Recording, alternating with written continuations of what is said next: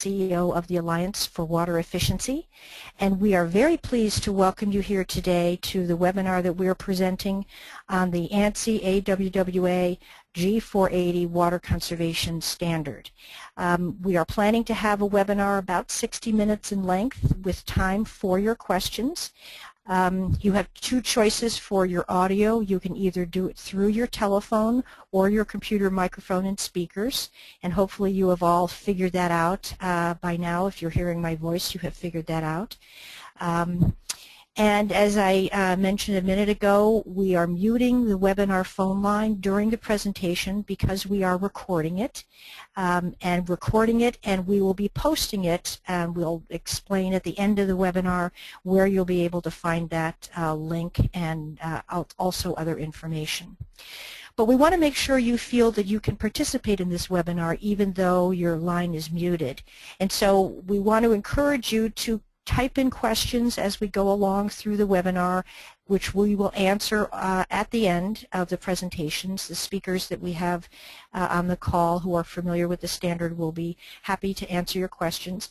And what you do is you type in the GoToWebinar chat box.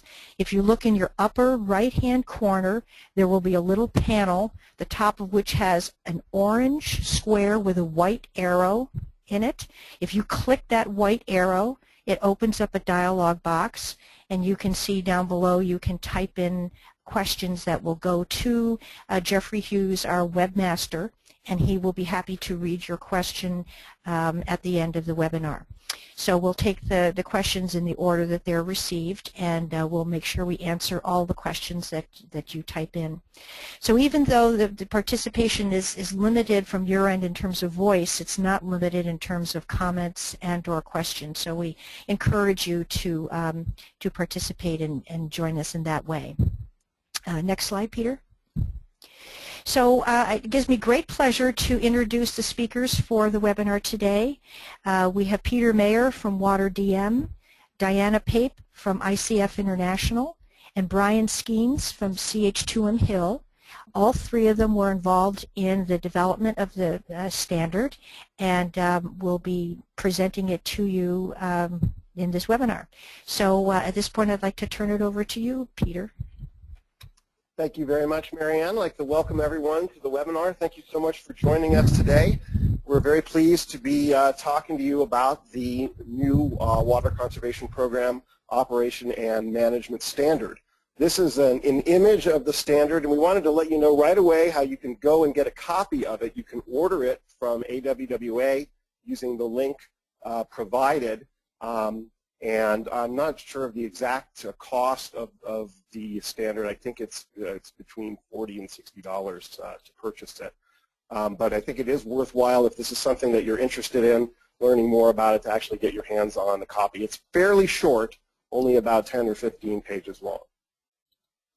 So what is the Water Conservation Program Operation and Management Standard? I think for some people it seems a little strange that there is a standard for a conservation program. But really this is sort of a new concept that AWWA has been working on, a series of management standards. And these are voluntary standards that utilities can choose to adopt or not. And there is no one who looks over your shoulder, making sure that you're abiding by all elements. It's really a self-regulated kind of a concept. So it's up to the individual entity that adopts the standard then to determine, how they're going to determine their own compliance with the standard. This standard was developed by a standards committee set up by AWWA that was composed mostly of members of the Water Conservation Division, but it also with some additional folks. And on presenting the webinar today, you have three of the people who were intimately involved in developing the standard really from the beginning. The G-Series standard from AWWA is a standard that's intended to improve a utility's overall operation and service. And it establishes a sort of a formal set of management and operation guidelines for a utility to follow. And there are a variety of different G-Series standards that have been developed or are in the process of being developed. And it's really about how a utility is organized and functions programmatically. And so I think that it's an interesting concept, and we're seeing more and more utilities expressing interest and starting to adopt these standards to establish sort of a minimum level of performance and quality assurance. So why would you want to use a conservation standard? And I think it helps to put yourself in a variety of different shoes in thinking about, why the standard might be beneficial. Essentially, a utility that adopts and adheres to the standard is establishing a consistent set of expectations for their water conservation program. That provides then assurance to ratepayers, to regulators, to decision makers, to a variety of different people who might be interested in the conservation program, and gives them some assurance that this program does in fact meet established qualifications that have been objectively determined. It also offers a benchmark for new programs. So if you're working on a new conservation program, or you're developing an expansion of a program, working with the standard is a way to make sure that all of the changes that you're making are adequate and or sort of have a broad acceptance across the industry. It also provides a way of evaluating, a program. So you could take a look at your utility's water conservation program and compare it against, the different elements of the standard, just to see how well you're doing. And it really provides more of a level playing field, so that you can determine, how is my utility doing versus a neighboring utility. We're meeting at least 7 or 8 of these things. Or maybe they're meeting more of them. On the other hand, though, there are different levels of intensity for any of the elements of the standard. So the standard by itself is not sort of the be-all and end-all determinant of how good a water conservation program is. But it's moving the ball forward, hopefully, in establishing at least some minimum requirements. So there's 4 key elements that are part of the G480 standard. The first one works on top-level organizational functions, including staff, utility staff, planning procedures, education related to conservation, and any ordinances related to water use and demand management. Then there are specific internal utility actions and requirements. These cover things like metering, the utility rate structure, billing practices, and then specific conservation program measures that need to be included in order to be to meet the standard. There are also external policy requirements related to codes and standards, and for wholesale agencies there's some requirements also that are fairly minimal. We are going to be discussing all of the key elements of the G480 standard today on this webinar, and so we'll be going through them one at a time. So I'm going to start by turning it over to Diana Pape, who will talk to you about the elements related to staffing of water conservation initiatives. Thank you, Peter. So as part of the organizational functions that Peter just mentioned, the standard recommends that the water utility have a dedicated water conservation coordinator who is responsible for the planning and implementation of water conservation efforts. Now, for those utilities that have insufficient resources for a dedicated conservation coordinator, the utility should designate a person as the primary contact for water conservation inquiries. Next slide, please. For this webinar, we researched several position descriptions to share with you. The position is generally defined in terms of 5 key elements: the position purpose, essential functions, knowledge and skills required, and then experience and education. Next slide, please. In our research, we found that the position purpose ranges from fairly broad to specific elements of a water conservation program. Here we have 2 examples, one from the City of Dallas and one from the City of Tempe. The City of Dallas describes the position as plans and organizes moderately complex interrelated projects and programs in one or more operational areas, and develops, collects, reviews, and implements operational and program statistics to assess effectiveness, and then monitors compliance with established criteria to ensure that division complies with applicable rules and regulations. On the other hand, the City of Tempe goes into detail on addressing specific water conservation program initiatives. For example, they address plumbing and landscape rebates, distribution of retrofit kits, enforcement of ordinances, and implementation of zero-scape classes. Next slide, please. For the essential functions of the position, utilities generally divide the position into 4 areas of support: program design and implementation, stakeholder engagement, specific program components, and monitoring and enforcement.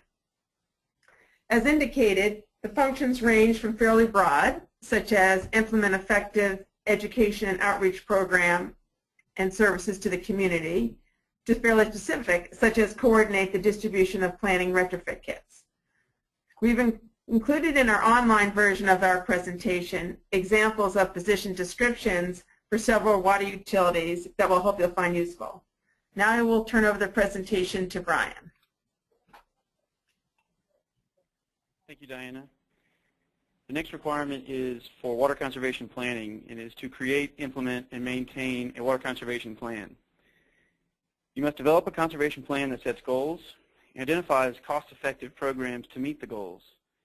There's a 10-step process that you can use to follow to develop your conservation plan and set your goals, including developing a water use profile. It's also required to monitor and report progress toward your goals, so tracking of your implementation is very important. A water use profile is important to be able to evaluate and identify cost-effective water conservation programs for your utility-specific situation. And this is an example of part of a water use profile that would show different customer categories and portions of consumption that they incorporate. Go to the next slide, please. It involves analysis of billing data so that you can address water conservation across all of your relevant customer categories, and then understand seasonal and indoor-outdoor water use considerations when developing and selecting programs to meet your goals. Next slide. This is an example of one. So there's lots of tools available for this. I've highlighted a few here. There's a couple books listed. First is Amy Vickers' Handbook of Water Use and Conservation, shown at the top. The AWWA M52 Water Conservation Program Planning Manual is shown here as well. And the Alliance for Water Efficiency has a water conservation tracking tool, which is free to members of the Alliance for Water Efficiency. It can help you select programs and track implementations to meet the requirements of the standard. Next slide. The next requirement is to include water conservation in your integrated resource planning.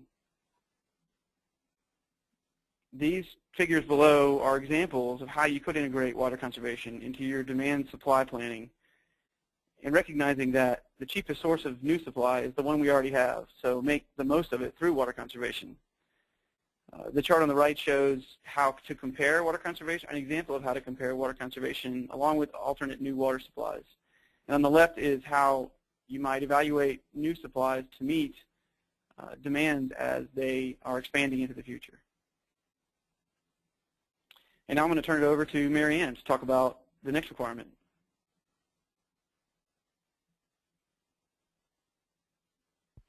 Thank you, Brian. So one of the other requirements in the standard is for public information and education.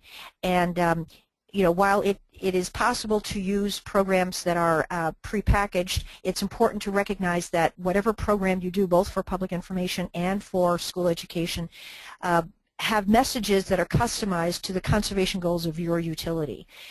If your utility in the planning process that Brian just outlined has goals for water conservation that include, for example, reducing outdoor water use, your peaking use from outdoor water use, then you will want to have your program actually give messages that are synonymous with what their planning goals are for the program. The standard says that the program should raise public awareness and should foster a culture of conservation and behavior change. So that's the goal of doing public information education. And the outline components that the standard says a program should have include effectively communicating the value of water, providing information on the methods and opportunities for reducing consumption, so giving your customers actual practical advice, and delivering consistent and persistent messages. And by persistent, we mean constant and making sure that it's repeating enough that the customer is getting the message. I think in the ad agency world, the usual standard is a customer has to hear something 11 times before it finally registers. So persistency is a very important quality there. Next slide.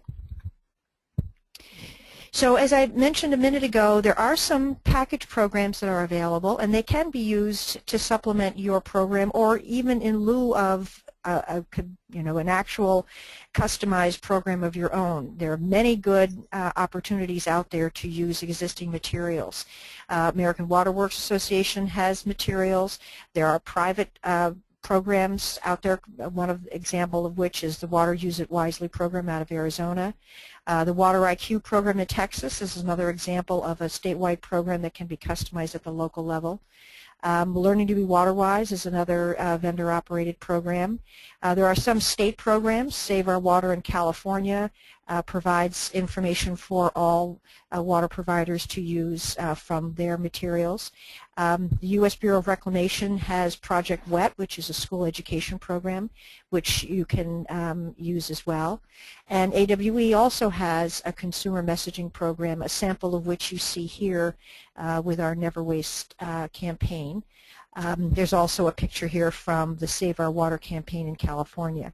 So there are lots of options. We've just named a few here, but it is definitely a field that has a lot of participants in it already, and you can check out what's available and use what's appropriate to suit your conservation program goals.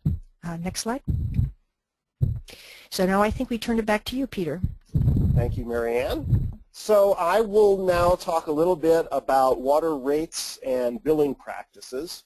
In order to qualify for the G480 standard, the utility must use what has been described and defined actually as a non-promotional water rate. And the non-promotional water rate is one that provides a distinct financial incentive for customers to conserve water. So some examples of non-promotional water rate structures, and really my understanding is that any inclining tiered rate qualifies as a non-promotional rate. Marginal cost pricing, seasonal rates, water budget-based rates, all of these types of rate structures would qualify as non-promotional rate structures. There are two forms of rate structures that do not qualify as non-promotional rate structures. One of those is what's called a uniform rate, and that is where you pay the same price for the first and the last gallon, kind of like you do for when you go to the gas pump. There's debate. Certainly you can create a uniform rate that is conservation oriented, but for the purpose of this G480 standard, it was decided that we really wanted to focus on rate structures that are specifically more conservation oriented than a uniform rate. The other form that does not qualify would be a declining block rate structure where the price of water actually goes down as the usage increases. So, but these are the four listed are the most common forms of non-promotional rate structures. There's no requirement in terms of how the pricing needs to be in terms of different blocks or anything like that. That's all determined by the utility, but you need to have some sort of a conservation-oriented structure. In terms of billing practices, there are specific minimum requirements related to billing practices for G480 compliance. And we had some debate on the committee about what to establish. The minimum billing frequency we settled on was bi-monthly, but the standard also states that monthly billing is optimal or preferred. If you do bill bi-monthly, that would qualify you for the standard. quarterly billing or annual billing would not qualify you. It's just not, does not give customers enough frequency of information. And really, providing a monthly bill is by far the preferred approach.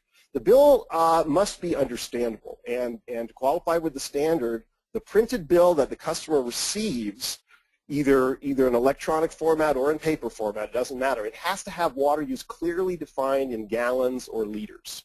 So that if you're billing your customers in units or cubic feet, something like that, it would be important then to provide some sort of a conversion factor, minimally. Ideally, you would want to convert those volumes into gallons or to liters, because those are quantities that typical consumers can understand readily, whereas cubic feet, hundreds of cubic feet, things like that are much less meaningful to the general public, although they're certainly meaningful to water utilities. So it's fine to use those units, but it's important to try to communicate to customers in a unit that they can understand. And of course, the units of consumption must be clearly labeled on the bill. I'm constantly amazed when I look at different water bills from around the country, how many of them often don't even label what the units of consumption are that are being measured. So that really makes it confusing for customers. And now I am going to talk to you a bit about the landscape efficiency program requirement. And this is, I think, an opportunity to talk about how different size utilities might implement the standard differently. Because, you know, there's no reason that a small utility that doesn't even have a designated water conservation coordinator could still qualify and meet all the elements of the standard. The standard doesn't specify, you know, that you have to spend X millions of dollars on your program. It doesn't even specify you have to have a conservation coordinator who is a full salaried position. The conservation coordinator could be someone who has another position at the utility, but just also wears the hat of conservation coordinator. So our intent with working on this was to try and set up a standard that utilities of all sizes are capable of meeting. And the landscape efficiency program is an example where you have a wide variety of scales of programs. And you have examples, you know, in Las Vegas where there are tremendous budget resources for doing cash for grass landscape transformation programs. A small utility might not have, you know, more than a few $1,000s to dedicate at perhaps an audit program or an irrigation information program, but that would still qualify them. So it's not really how much you spend, it's really what you do and making sure that you have programs that cover all of the different areas. In terms of landscape efficiency, a qualifying program needs to include any of the following components, and it could include all of them, of course, but design, installation, and maintenance practices, that's critical. Irrigation scheduling is another component. Landscape water budgets would be another way of complying with the landscape efficiency program minimum requirements. And that's what I'm going to tell you about landscape efficiency. We're going to move it over to Brian to talk about system efficiency and water audits. Thank you, Peter. So this requirement of the standard discusses system efficiency, and in particular the water audit and pressure management. But it really follows the best practice methodology developed by the International Water Association and the American Water Works Association, shown in the figure here on the top, as well as performing annual water audits. So ultimately, a water loss control program with activities to reduce water loss should be developed with goals and assessment measures based on the water audit. Now, I don't have time, I'm not going to get into a lot of detail today about the water audit, but they're, in the interest of time, of course, but there are lots of resources available through the AWWA and the Alliance for Water Efficiency. So I certainly encourage you, if you haven't learned about this yet, to get into detail, as there are lots of great benefits to evaluating your water losses and for following the new methodology, and then performing the water audits and determining the right activities that are cost effective for you. Go to the next slide, please. So I'll show you a couple examples. The there's two components of losses in a water system defined in the new methodology. One is real losses. Real losses are actual physical losses like leaks, and they can be addressed through active leak detection and repair, pressure management, and system rehabilitation through asset management. You will find that there are methodologies out there through different resources to help you evaluate different levels of implementation of these programs. And in most cases, some level of implementation of one of these three items here or others should be included in your water loss control plan. Show the next slide, please. The other type of water loss is apparent loss, and that is an economic or revenue loss. And those can be addressed through meter testing and replacement, customer meter testing there in this case, and then data transfer and your billing system auditing related to your customer meter reading program and how the readings go through the system and the bills get out and your water consumption records are stored. So there's lots of good resources here. Hopefully you'll have time to get into more detail if you're not already, but the standard requires that you have a program that includes measures to address water loss. Next slide, please. So again, there's a lot of resources available here as well. The first one is the AWWA M36 manual, the third edition from 2009. It's the Water Audits and Loss Control Program, shown at the top there. Has a lot of great resources, really covers it in very comprehensive detail, and has a good, definitely a good starting point if you haven't gotten into this yet. The AWWA also has a companion free water audit software that follows along with the M36 manual to help folks get started and perform top-down water audits. It's shown there on the bottom left in the blue. And then there's a brand new tool that has just been released in the last few months, the Water Research Foundation component analysis tool, which allows you to evaluate different components of your real losses and identify potential programs to reduce real losses and what the economic impact might be of those individual programs. There was a webinar on this hosted by the Alliance for Water Efficiency last month, so I encourage you to go watch that, and the link is below. You can find it at the Alliance website. I'll turn it over to Peter. All right, moving along. So the G480 includes requirements that utilities have external policies related to conservation and also what is called in many circles a water waste ordinance. So there's the component of external policies is really about the language in the standard states that utilities shall encourage the adoption of water efficient codes and standards where feasible.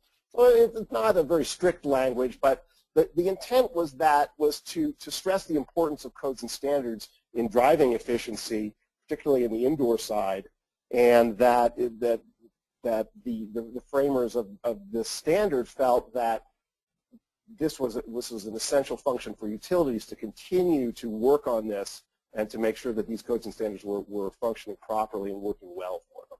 The other idea is to promote water efficient products and services. We now have an easy way to do that through EPA's WaterSense program, and that's another component that utilities should encourage the promotion of water efficient products and services.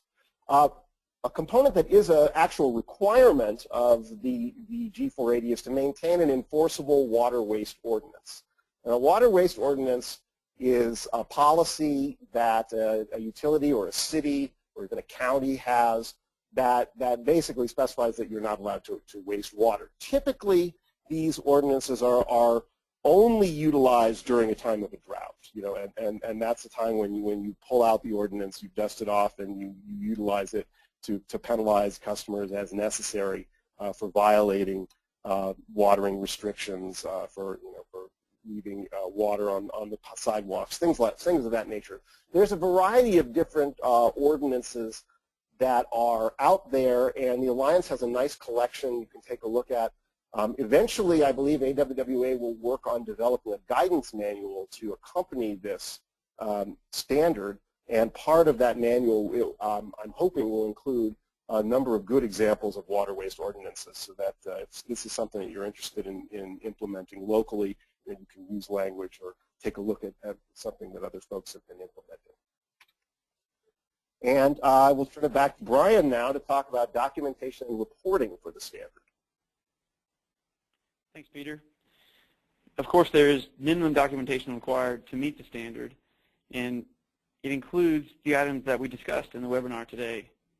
The job description that incorporates your water conservation tasks and responsibilities, your water conservation plan itself, including your goals and identifying your monitoring program for that, your water resource plan, including considering of water conservation as part of your water supply program in the future, your water waste ordinance that you've developed or plan to implement, your water rate schedule that meets the requirement that Peter discussed earlier of non-promotional, your AWWA water audit, and your water loss plan and tracking program for implementation of those activities that are helping you meet that plan.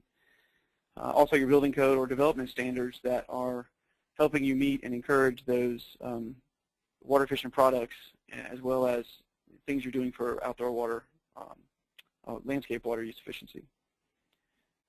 We've developed a checklist that you can use to help determine your eligibility for the standard, and Mary Ann will talk a little bit about that. I'll turn it over to Mary Ann. Okay, thank you.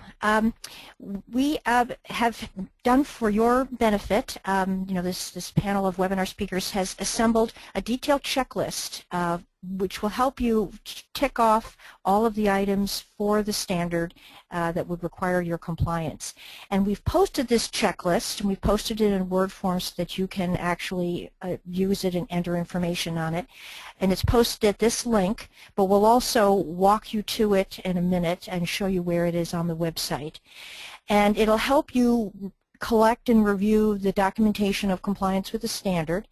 And once you have that all assembled, we are offering to all of those members of the Alliance for Water Efficiency that we will take a look at all of your compliance information, and if you are found to meet the standard, we will post you online as being in compliance with the standard and being a star with respect to the standard. So we are looking to make sure that we give credit to those water providers who are making the effort to meet these baseline requirements for a water conservation standard.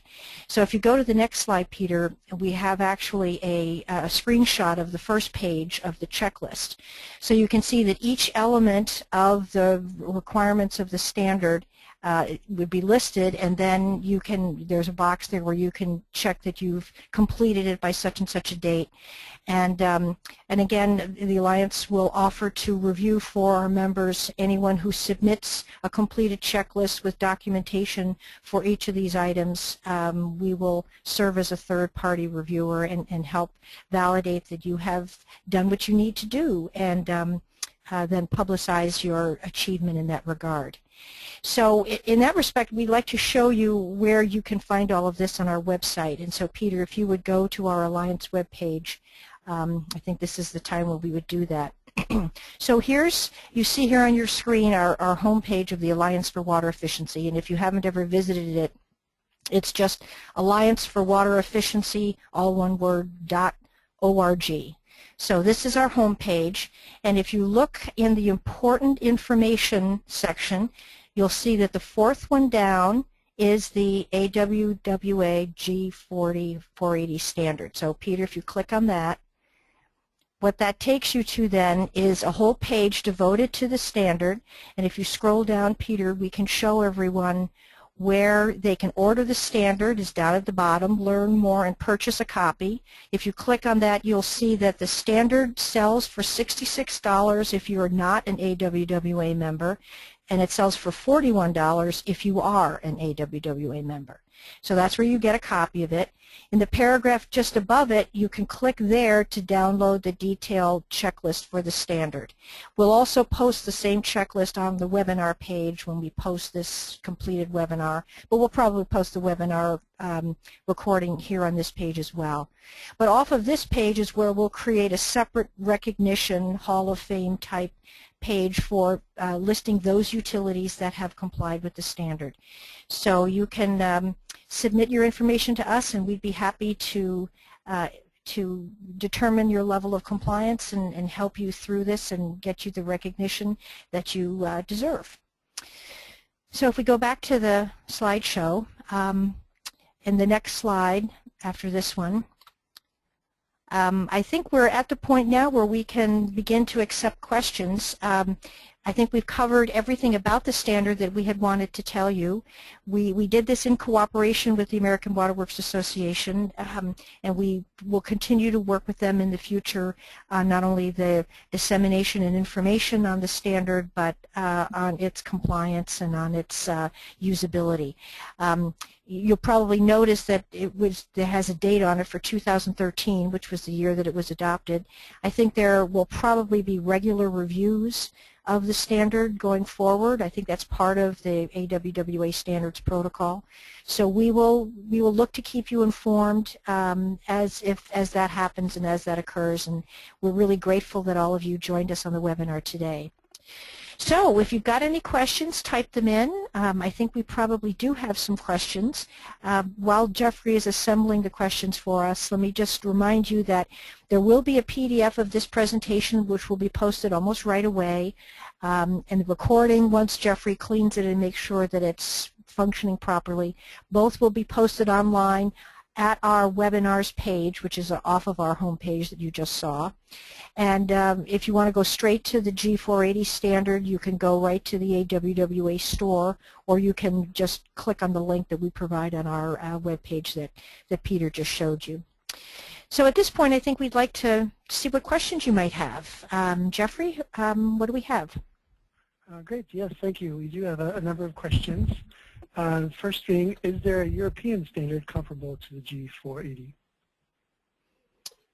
This is Peter. I do not know of any European standard that it would be comparable to the G480. It may exist, and I'm simply not aware of it.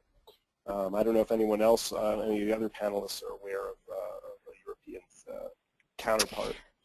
Well, we are very active with the International Water Association. I chair their Efficient Urban Water Management Specialist Group, and we are not aware of one either. There may be some ISO standards that are developed for specific things that be more like metering, but not for this purpose. We're not aware of any.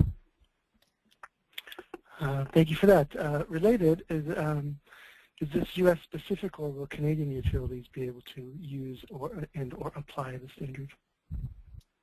I don't see why a Canadian utility couldn't adopt the standard, or frankly a European utility for that matter. I don't think there's anything in the standard that is nation-specific in any way.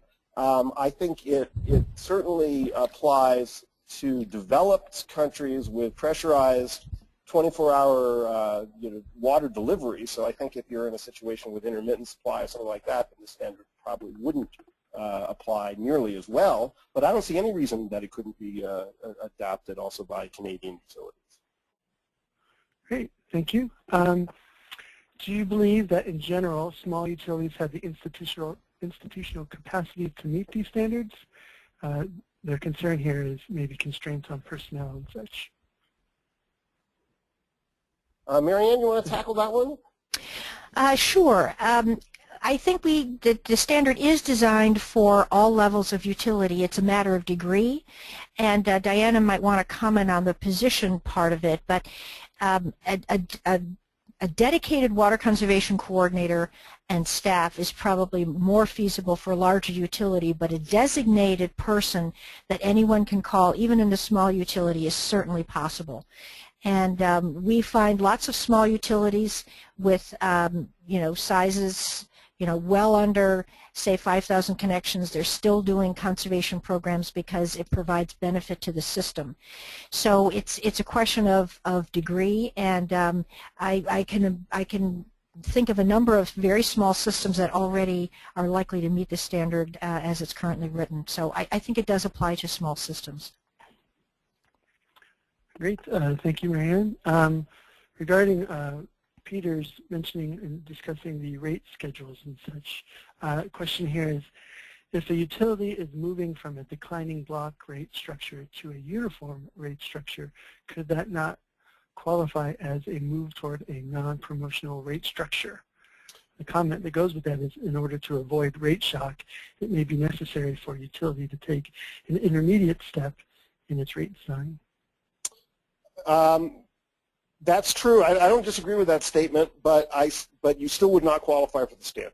Even though you're improving by moving from a declining block to a uniform, under the way that this standard is currently written, a uniform rate structure would not qualify as a non-promotional rate structure. So while it's a move in the right direction, it still would not be considered far enough to qualify for this G480 standard.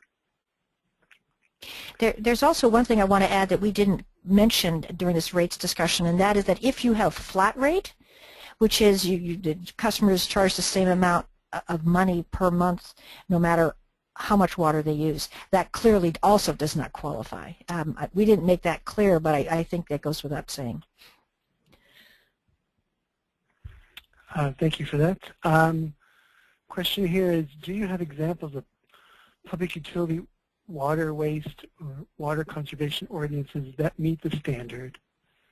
And related, it's here somewhere, someone's also wondering if you have information on components or elements of a good leak detection program that could also meet the standard.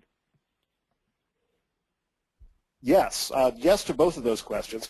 So related to a water waste ordinance, there are a number of good examples, and we will try and post some additional links if we can on the page related to the standard. But I also think that the Alliance Resource Library has some examples. But you should feel free to contact us directly if you're looking for something in particular, and we may be able to direct you right to the utility specific water waste ordinance. Can you repeat the second part of the question then? Also relating to the water loss component. Oh yeah, so Brian, you want to talk about the resources for water loss? Sure. I would say that what the standard really gets into here is not necessarily just recommending that you have a leak detection program, but that you do a water audit to determine the right level of leak detection. And so the M36 manual, and when you fill out the audit, you'll see that the level of leak detection that you perform and the frequency at which you survey your system is really going to be dictated based on the amount of real losses that are in your system and the economic payback related to that. So all that to say that I would recommend you get into the M36 manual and performing an annual water audit, and you'll see some great examples there. And there's some case studies in the M36 manual as well. So that'd be some good resources I'd recommend. Yeah, and the water loss audit software that can be downloaded from the AWWA website is really useful, and it's not all that difficult to implement. So I think it's something that utilities of all sizes could do. Because if you purchase the M36 manual and get a copy of that water audit software, that's a really good start towards understanding what you need to do to implement an effective water loss control program. Wonderful. Thank you. There's questions regarding the standard is a kind of an all or none deal. Either is it a strict adherence to each aspect to it, or if you are moving in the right direction, are you still kind of meeting the requirements of the standard?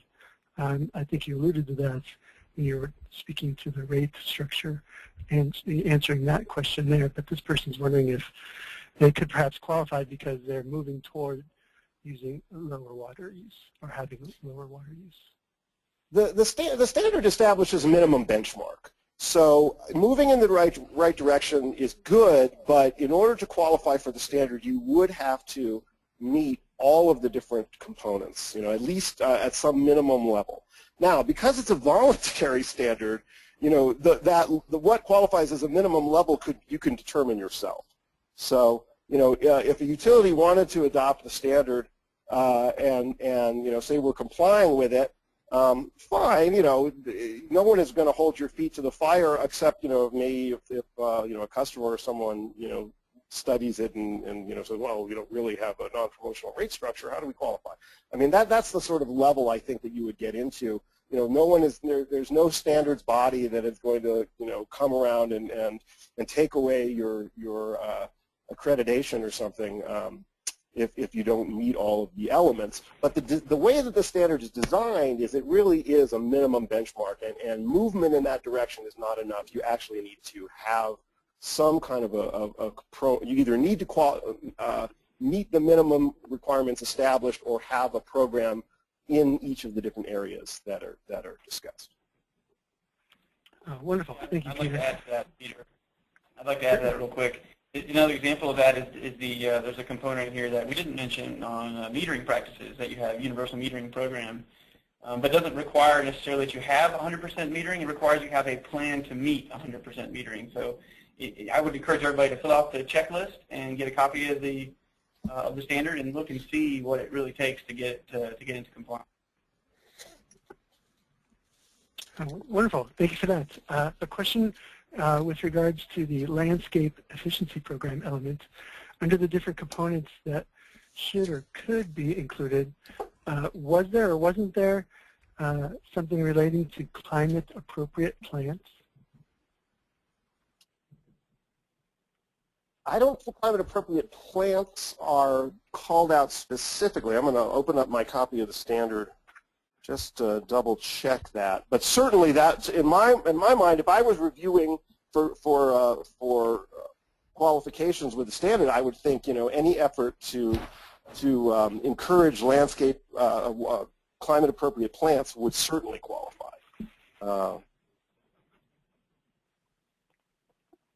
Yeah, it doesn't specifically mention climate appropriate plants. Okay. Now that I look at it. Thank you. Thank you, Peter. Regarding the checklist, there's a section of building standards and development criteria, but that wasn't necessarily mentioned in the slides. Can you expand a little bit on that criteria? Building standards and development.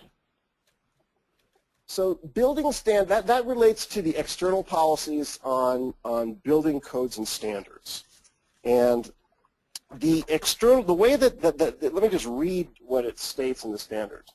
So this is under the external policy requirements, water efficiency and building codes and standards. Where feasible, a utility shall encourage the adoption of water efficient codes and standards, which may include standards for indoor plumbing fixtures, commercial industrial equipment, and outdoor landscape.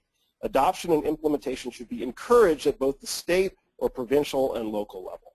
So that is really the extent to which the standard goes into that particular subject. So it's really, it's like where feasible, the utility is supposed to encourage the adoption. So if you, let's say you don't have a specific green building code in your service area, you know, I think you could still qualify for the standard.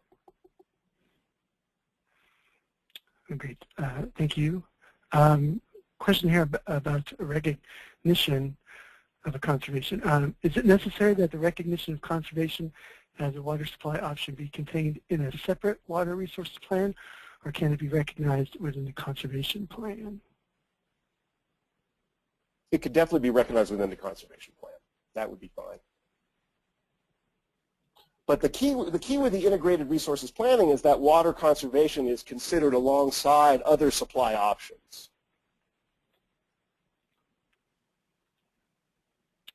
Great, thank you. Marianne, I believe, was the one that mentioned a guidebook. Any ETA on the arrival of the guidebook that would go along with the standard? Actually, I mentioned that, and no, there's no ETA at this point. That is something that AWWA generally does when they develop a G-series standard. Then they move on to develop a guidance document to accompany it. And that's certainly something that I know that all the people who are on this call are interested in seeing happen. So I'm optimistic that in the next year or two we can bring that forward. Great, thanks, Peter. Sorry about that. Here's a question from a water wholesaler. How can they encourage their customers to adopt the measures in the standard? So there's a section of the standard that relates to wholesale agency requirements. And I'll just read that again. So it says wholesale agencies will directly implement items, and it lists off 3 items, which are which one? It's 4.1, 4.2. Oh gosh, I know I'm going to be jumping all out. So one is the regulatory requirements. One is some of the top-level organizational functions, and the other is some of the internal actions that apply to wholesale customers. And then it goes on to say where it is mutually agreeable between wholesalers and their retail agencies. Wholesale agencies may provide regional coordination on conservation issues and programs, provide technical assistance to their retail agencies, and manage conservation activities that are more effectively implemented on a regional scale. So again, not a strict set of requirements for wholesale agencies, more of a general set of principles for how they can comply. Great, thank you. Is there an official review and approval process? Who determines if AWWA standard has been met by utility?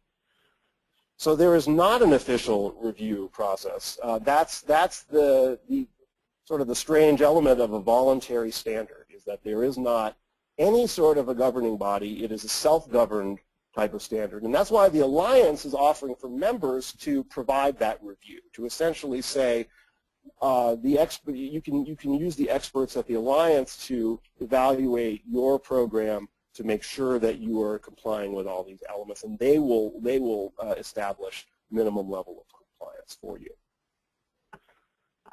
Thank you, Peter. So what has been the response to the standard by water utilities so far?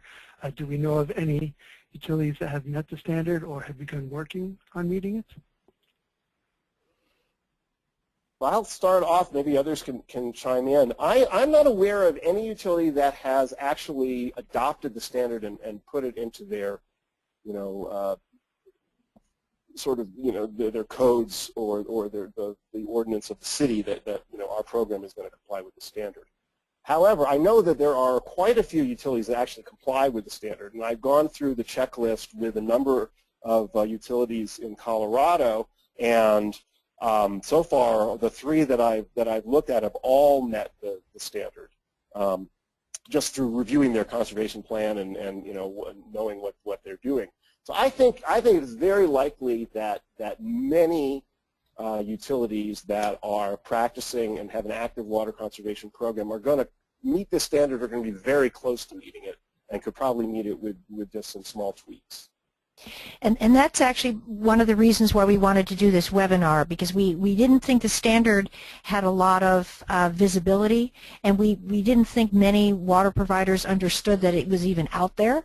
So since it's relatively new as standards go at AWWA, we wanted to do some promotion on it, encourage you to think about it. Many of you who already meet it should get recognition for meeting it, and that's part of what we at the Alliance want to help showcase, is those utilities across North America and elsewhere who have demonstrated leadership in water conservation and should be recognized for that. Now, the fact that AWWA themselves they don't offer a certification process, at least not now that we know of, doesn't mean we can't at least get started and get you on the way and get you recognized for the very good work that you're doing.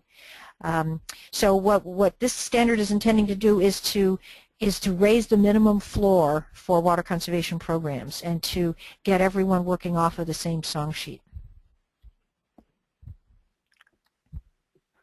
Great, thank you, Marianne. With that, there are no additional questions.